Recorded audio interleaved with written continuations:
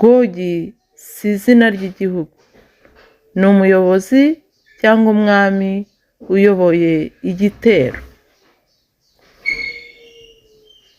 Magogi yo ni igihugu cyangwa akarere akomokamo, ariko Bibiliya ntivuga neza uwo ari we mu buryo bweruye.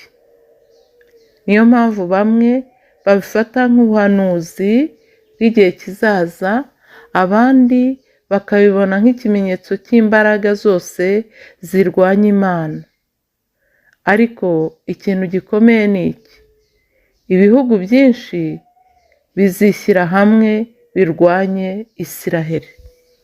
Reka twumve uko ijambo ry'Imana ribivuga. Ezekiyeli ibice 38 ndetse birakomeza bikagera no mu gice cya 39.